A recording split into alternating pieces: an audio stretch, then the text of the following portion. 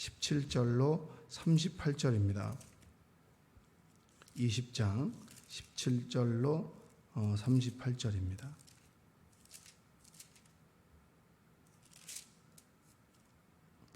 바울이 밀레도에서 사람을 에베소로 보내어 교회 장로들을 청하니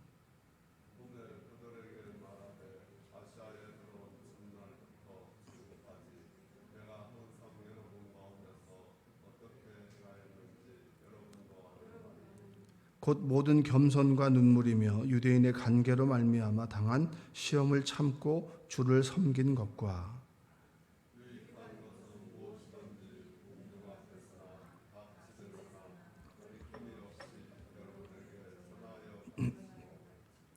유대인과 헬라인들에게 하나님께 대한 회개와 우리 주 예수 그리스도께 대한 믿음을 증언한 것이라.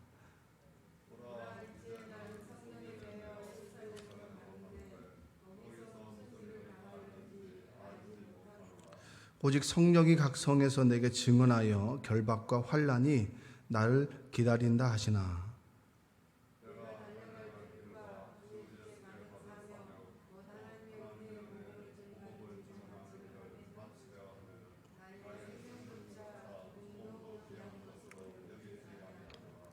보라, 내가 여러분 중에 왕래하며 하나님의 나라를 전파하였으나 이제는 여러분이 다 내 얼굴을 다시 보지 못할 줄 아노라.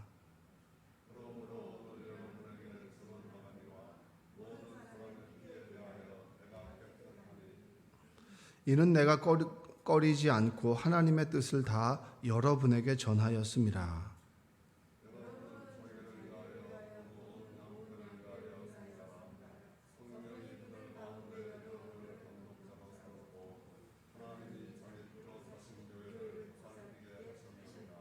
내가 떠난 후에 사나운 이리가 여러분에게 들어와서 그 양떼를 아끼지 아니하며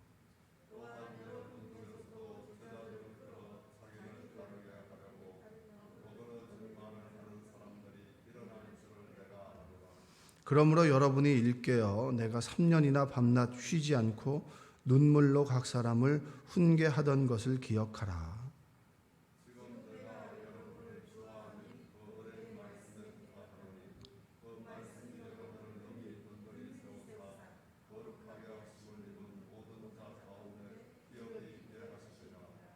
내가 아무의 은이나 금이나 의복을 탐하지 아니하였고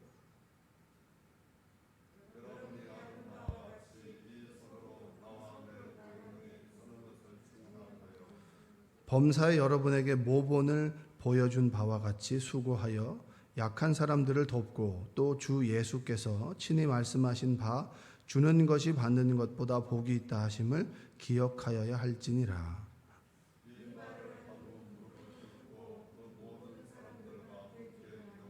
다 크게 울며 바울의 목을 안고 입을 맞추고 다시 그 얼굴을 보지 못하리라 한 말로 말미암아 더욱 근심하고 배에까지 그를 전송하니라. 아멘. 오늘도 하나님의 은혜가 여러분의 삶 가운데 함께하기를 주님의 이름으로 축복합니다. 이제 바울이 예루살렘으로 이제 다시 가서 거기서 로마로 가고 싶어해요. 그리고 로마를 통하여 이제 땅 끝으로 어떻게 보면은 지금으로 말하는 스페인으로 가고자 하는 그런 마음을 품어요. 왜냐하면 땅 끝까지 복음을 전하라고 하셨으니까 이제 그 말을 이제 지키려고 이제 그것으로 가려고 합니다. 그 가는 과정 속에서 이제 자신이 가장 애정을 쏟았던 에베소의 교회들 그것을 한번 들르고 싶었는데 들르질 못합니다. 그래서 밀레도라고 하는 곳에서 에베소에 있는 장로들, 쉽게 말하면 교회 지도자들입니다. 그러니까 목회자들이죠. 지금으로 표현에 의하면 목회자들을 불러서 그들에게 이제 권면하는 겁니다. 권면하는 건데 내용 자체가 어떻게 보면 유언과 같은 그런 내용입니다. 왜냐하면 내가 너희들 다시 보지 못할 것 같다 이렇게 얘기하거든요. 그러니까 사람이 마지막에 이르렀을 때 가장 소중한 사람들을 불러서 자신의 이야기를 하잖아요. 그런 느낌이에요. 그러니까 바울이 여러분들도 다 알다시피 너희들이 내 삶을 다 알지 않냐? 내 옆에서 내가 어떻게 지내왔는지를 다 보지 않았냐? 그러면서 이야기를 좀 풀어나갑니다. 여러분, 저는 오늘 말씀을 읽으면서 아는 바다, 오늘 우리가 읽었던 말씀에 보면 18절 한번 읽어볼까요? 에베소로 우리 교회 장로들을 청해서 오매 그들에게 말하되 아시아에 들어온 첫날부터 지금까지 내가 항상 여러분 가운데서 어떻게 행하였는지를 여러분도 아는 바니, 이렇게 얘기합니다. 여러분들이 여러분의 삶을 속속들이 알고 있는 사람들이 있다면 그 사람 앞에서 참 이야기하기가 어려워집니다. 그러니까 목회자들은 가장 설교하기 힘든 상대가 누굴까요? 가족들 아닙니까? 가족들은 뭐 내가 집에서 어떻게 하고 있는지를 다 알잖아요. 그럼 가족들에게 데리고, 야, 너희들이 내가 아빠가 어떻게 했는지 다 알지 않니? 이렇게 하고 얘기를 하는 거예요. 그럼 별로 할 말이 없어요. 이건 미안하고 저건 미안하고 저건 미안하고 저건 미안한데, 바울과 우리의 조금 다른 점은 뭐냐면, 너희들이 알다시피 나는 허물이 있다라고 얘기하지 않아요. 왜냐하면 열심히 살았던 사람이거든요. 후회하지 않을 정도로 열심히 살았던 사람입니다.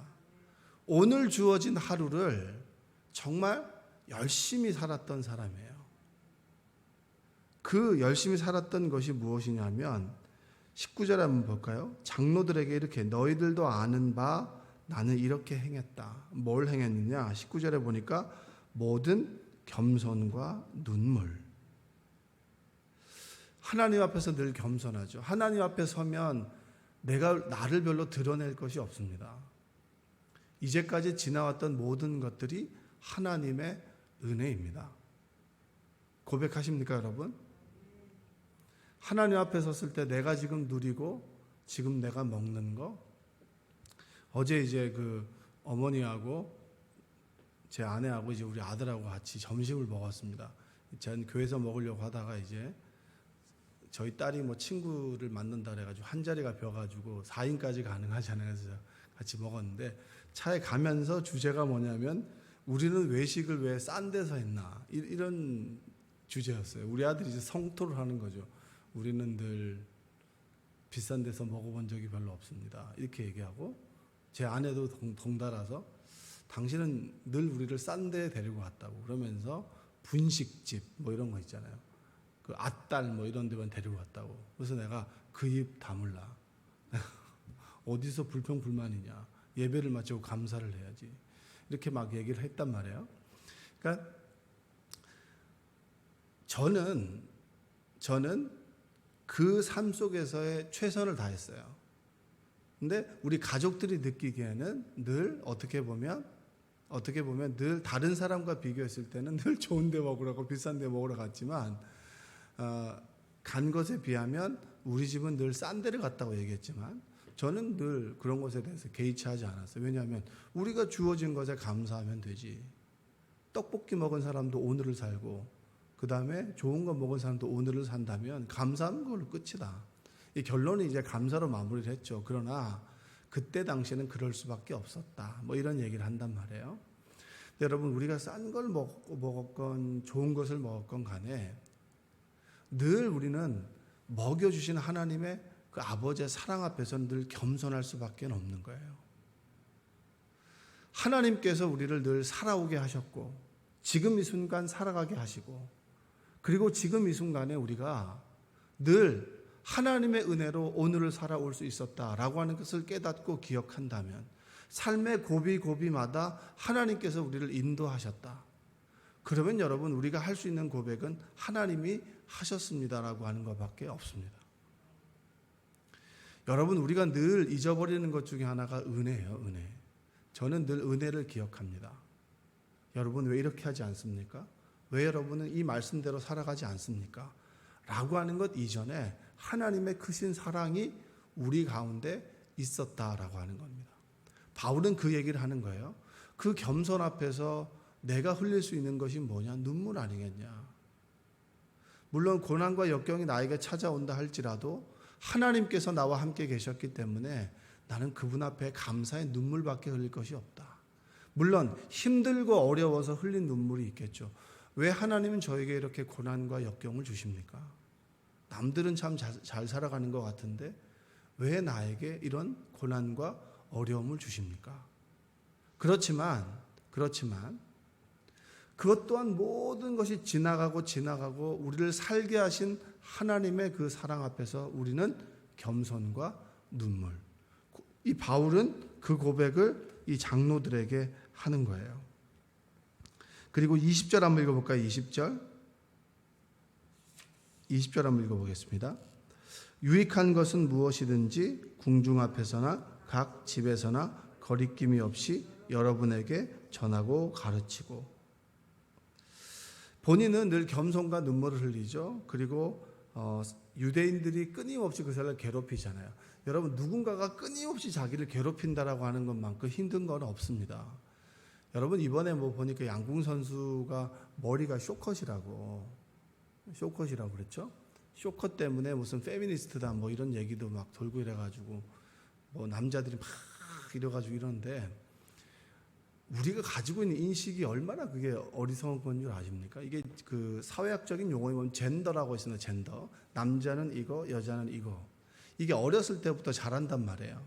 그러니까 늘 집에서는 엄마들이 요리를 하고, 그리고 음식을 준비하고 집안일을 하고, 남자들은 밖에 나가 일하죠. 그럼 어렸을 때부터 아이들은 뭐예요? 남자들은 밖에서 일하고 여자들은 집안일 하는 사람이다. 이렇게 생각을 해버립니다. 이게 젠더라고 하는 거예요. 사회적인 성. 남자는 이렇게 해야 되고 여자는 이렇게 해야 된다. 그 중에서 들어가는 게 여자는 늘 긴 생머리, 남자는 좀 짧은 머리, 단발. 근데 여자가 단발을 했네? 그럼 이 사람은 자신의 권익을 주장하는 페미니스트인가? 여성주의자인가? 이렇게 얘기를 하는 거죠.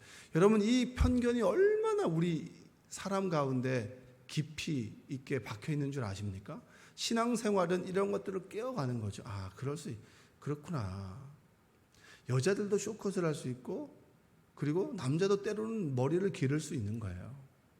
그리스도인들도 조금 예전에 보면은 한참 염색이 나왔을 때 막 색깔 눈으로 보지 않았습니까? 남자들도 염색을 할 수 있어. 그리스도인도 염색을 할 수 있어. 그렇구나. 우리의 인식에 우리 고정관념을 늘 깨어가는 것이 신앙생활인데, 그것을 갖다 부추기는 사람들. 끊임없이 유대인들이 바울을 끝까지 핍박했단 말이에요. 왜냐하면 우리는 끊임없이 율법을 지키고 예수 그리스도를 믿어서 구원을 받았는데, 이방인들은 율법도 지키지도 않고 그들이 정말 그들의 삶을 살아가면서 예수만 딱 믿었다는 것만으로 우리와 똑같은 천국을 가. 너 때문이라는 거예요. 끊임없이 바울을 쫓아다니면서 회방하고 그를 죽이려고 하는 40명의 척살조가 있었단 말이죠. 그러면 그 사람들이 끊임없이 쫓아오는 그 삶 속에서 얼마나 두렵고 긴장되겠어요. 그 상황 속에서 포기하지 않고 바울은 복음을 전한 거예요. 거리낌 없이 궁중 앞에서나 그리고 사람들 앞에서 복음을 전했다. 이 얘기는 뭐냐면, 네가 반대해도 난 내 갈 길을 간다는 거예요. 사람들이 사랑해 주지 않아도, 사람들이 때로 인정해 주지 않고 무시해도 나는 내 갈 길을 간다는 거예요. 여러분들이 때로 그랬으면 좋겠습니다. 사람들이 좋아하면 박수 쳐주면 그 길을 가고, 박수 쳐주지 않으면 그냥 하지 말어, 이런 게 아니라, 사람들의 시선에 왔다 갔다 하는 것이 아니라 하나님 주신 사명이 맞고 누가 봐도 좋은 일이고 기쁜 일이고 하나님께서 원하시는 일이라면, 때로 사람들이 욕을 해도 그 길을 꿋꿋이 그 길을 지켜나가는 여러분들이 되시기 바랍니다. 바울의 삶은, 너희들이 아는 바울의 삶은 겸손과 눈물이었고, 시험을 참고 어려움을 참아도 주를 끝까지 섬기는 거예요. 포기하지 않는 거죠. 포기하지 않으니까 언제 어디서나 주를 전하고, 그리고 그 전하는 복음의 내용이 뭐죠? 회개하십시오. 더군다나 너도 바울을 싫어하는 사람들 앞에서 너 이렇게 살면 안 돼. 회개해. 라고 하는 말씀을 전했을 때 사람들이 싫어하잖아요. 당연한 거죠. 그걸 여러분, 바울은 한마디로 얘기를 합니다. 성령에 매여 사는 삶이다. 누구에 매여 산다고요? 사람들이 좋아하는 것에 따르는 삶이 아니라 하나님께 매여 사는 삶이에요.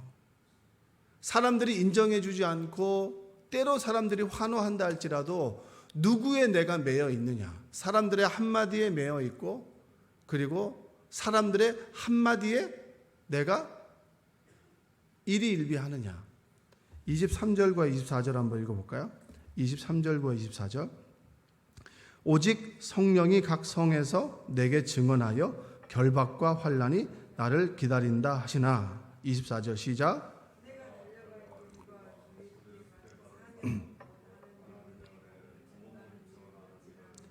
하면은 나의 생명조차 조금도 귀한 것으로 여기지 아니하노라. 이게 얼마나 위대한 고백입니까? 내가 가는 길에 예루살렘에 가면 유대인들이 나를 싫어하고 핍박할 것이다. 그런데 그래도 가야 되지 않겠니? 그게 주님께서 원하시는 길이니까. 그 얘기 지금 하는 겁니다. 여러분, 때로 하나님 일 하다 보면 조금 욕도 먹을 수 있죠. 욕도 먹을 수 있습니다. 욕도 먹을 수 있고 때로 사람들이 인정해 주지 않을 때도 있어요. 좋은 일을 하는데 욕하는 곳이 때로 보면 교회일 수 있어요. 시기하고 이런 거. 왜냐하면 이게 붙어 있기 때문에 그런 거예요. 적당히 떨어져 있으면 사람들이 욕을 해도 모르는데 붙어 있기 때문에 돌아 이 말이 들어오는 거예요. 그래도 여러분 그 길을 쭉 가십시오. 괜찮아요. 욕도 좀 먹어야 잘 살 수 있어요. 안티팬이 있어야 이제 조금 이제 진정한 스타라고 하는데 안티팬도 너무 힘들죠. 그러나 여러분 욕을 먹어도 되지만 욕을 하는 사람은 되지 마십시오. 할렐루야. 칭찬하는 사람이 되셔야죠. 박수를 쳐주는 사람이 되셔야죠. 그 일을 미숙하게 하는 사람에게 박수를 쳐줌으로 인해서 그 일을 잘하는 사람들이 되도록 지키고 기다리는 사람이 되셔야지 욕을 하는 사람은 되지 마십시오. 덩달아 생각도 없이 깊이 생각해 보지 않고 그 사람의 입장을 고려해 보지 않고 그냥 이 사람 말하니까 덩달아 맞다. 이것도 여러분 큰 죄입니다. 신앙 공동체에서 정말 배우고 익혀야 되는 것은 뭐냐면 박수 쳐주고 기다려주고 인내해주고 격려해주는 것이지, 여러분 우리 욕하고 그 다음에 시기하고 질투하는 것은 우리가 다 해봤잖아요. 그건 교회에서 훈련할 필요가 전혀 없습니다. 오직 성령이 나에게 끊임없이 얘기한다는 거예요. 뭐냐면 결박과 환난이 나를 기다리거든요. 결박이라고 하는 것은 묶여서 이제 어떻게 보면 로마로 압송돼 가는 거죠. 내가 이제 감옥에 갇힐 수 있게 된다. 어려움이 나를 찾아오게 된다. 그런다 할지라도 나는 그 길을 간다. 그 길을 간다. 여러분들이 그랬으면 좋겠습니다. 여러분들이 하나님께서 원하시는 길이라면 좀 힘들어도 조금 어려워도 그 길을 끝까지 갔으면 좋겠습니다. 그리고 여러분들의 인생의 마지막 순간에 여러분들이 자녀들에게 이렇게 유언했으면 좋겠어요. 나는 달려갈 길을 갔다. 내가 해야 될 길을 쭉 갔고, 그리고 하나님께서 나에게 맡겨주신 부탁을 다 들어줬다. 하나님께서 이거 나한테 부탁했잖아요. 여러분들에게도 부탁한 것들이 있잖아요. 자녀들을 잘 키워라.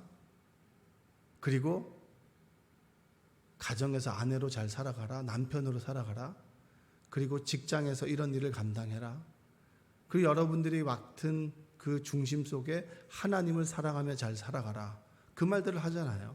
달려갈 길과 그리고 주 예수께 받은 사명, 하나님의 은혜의 복음을 전하는 거에는 나의 생명조차 아끼지 않았다. 이 고백이 여러분에게 있었으면 좋겠어요. 아들아, 딸아, 이 엄마는 끝까지 주님을 믿었고 주님을 따랐다. 힘들고 어려웠지만 때로 너희들에게 부끄러운 삶을 살지 않으려고 끝까지 노력했다. 이게 여러분 이 바울의 고백이 아니겠습니까? 이 여러분의 고백이 됐으면 좋겠어요. 부끄럽지 않다. 저도 그렇습니다. 늘 기도하는 것 중에 하나가 그거예요. 제가 목사이지만 여러분 정말 부끄러운 목회자들이 많이 있어요. 그 부끄러운 모습 속에 저도 해당될 때도 있어요. 저도 마음속에 그런 마음 품었을 때도 있습니다. 제 선배 목사님과 이야기를 하다가 이제 이런 이야기를 하는 거예요. 그러니까 교육자들 흉을 좀 보는 거예요, 제가. 우리 교회는 아니죠. 우리 교회는 아닌데 우리 수련 전도사님, 이제 목사 안수를 받는 수련 전도사님이 있는데 그 맡은 부서가 교회학교 부서가 이제 아동부 부서가 있는데 그 주보를 담당하던 전도사님이 좀 몸이 아파서 휴직을 하게 되는 바람에 이 전도사님에게 이제 주보를 좀 하라고 일을 맡긴 거예요. 맡겼더니 이제 그 전도사님은 기분이 나쁜 거예요. 내 일은 요 일인데 요 일에서 왜 내가 이 일을 더 해야 되겠냐는 거예요. 이게 입이 대빨 나온 거예요. 근데 그 목사님은 이제 그 상황을 잘 모르고 그래도 목사 안수를 받으려면 어른 앞에서 찬양 인도도 좀 해봐야 되고 하니까 찬양 인도도 여러 번 기회를 준 거예요. 그 목사님 있잖아요. 기회를 줬는데 어느 순간 일을 하다가 보니까 굉장히 기분 나쁘다는 식으로 얘기를 하는 거죠. 왜 내가 이 일을 해야 되는지 모르겠다. 내가 왜 또 더군다나 찬양 인도까지 해야 되는지 모르겠다.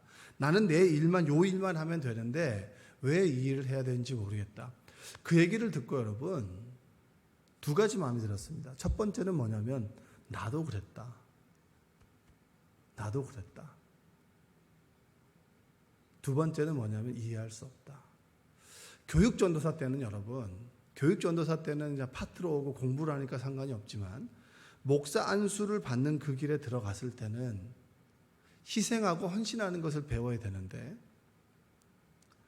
교육전도사 때는 저도 많이 뺀질됐죠. 근데 내가 이제는 정확하게 길을 정하고 목사 안수를 받아야 됐다라고 생각했을 때는 정말 시골 교회에서 정말 맨날 눈 오면 눈 치우고요. 눈이 이렇게 쌓여있거든요. 근데 눈을 안 치우면 사람들이 욕해요. 지나가면서. 이 시골 사람들은 지나가면서 다 본단 말이에요. 욕을 해요. 욕을 해. 아, 저 전도사님 게으르다고 이렇게 욕을 한단 말이에요. 그러면 여러분 진짜 이만한 눈을 계속 쓰는 거예요. 어느 날에는 막 마티즈가 사라졌어요. 눈이 하도 많이 와가지고 계속 쓸어야 되는 거예요.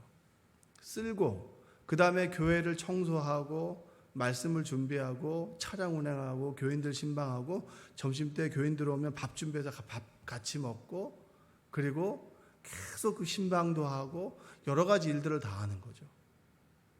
그러면서 내가 정말 교회를 몰랐구나. 그냥 교회가 그냥 굴러가는 건 줄 알았는데 정말 눈물로 기도하고 헌신하고 그리고 항상 교회 재정이 부족할 때마다 주님께 기도하고 아껴 쓰고 이런 것들을 배웠는데 너무 편하게 지금 목사 과정에 있구나. 여러분 이런 것에 비춰보면 바울의 삶에 비춰보자면 지금 목회자들 저 너무 부끄럽습니다. 그러나 우리는 분명히 알아야 되는 것은 뭐냐면 부끄러움으로 끝나는 것이 아니라 좀 더 고귀한 그리스도인의 삶을 살아가는 사람들이 지금도 있다는 거예요. 지금도 하나님 말씀 한 구절의 말씀조차 살아가고 울고 웃는 하나님의 사람들이 우리 주변에 있다는 겁니다. 바울이 고백했죠. 18장에서 두려워하는 바울에게 하나님 두려워하지 말아라. 내가 너와 함께 있다. 이 성중에 내 백성이 많다. 끊임없이 지금도 하나님의 말씀을 불순종하는 사람들이 있지만 그럼에도 불구하고 하나님 말씀을 조차 한 발짝 한 발짝 주님의 모습을 풍겨내는 사람들이 우리 주변에 있다라는 겁니다. 이 성중에 내 백성이 많다라는 거예요. 전 그 말씀이 아직까지 저에게 울림이 있습니다. 너는 하나님께서 인정하는 내 백성이냐 아니면 그냥 살아가는 대로 믿는 사람이냐? 믿음대로 살아가느냐 아니면 살아가는 대로 믿는 사람이냐? 바울의 고백인가요? 바울만 아니라 지금도 하나님께서 주신 사명, 그 사명의 길을 달려가고 후회 없이 환난과 결박 속에서도 말씀을 조차 성령에 매여 살아가는 그리스도인들이 있다. 할렐루야. 여러분들과 제가 그러한 삶을 살았으면 좋겠습니다. 제가 이제 제 아내가 아프다 보니까 참 많이 어디에다 내가 중심을 둬야 되는지를 끊임없이 고민하고 생각하게 됩니다.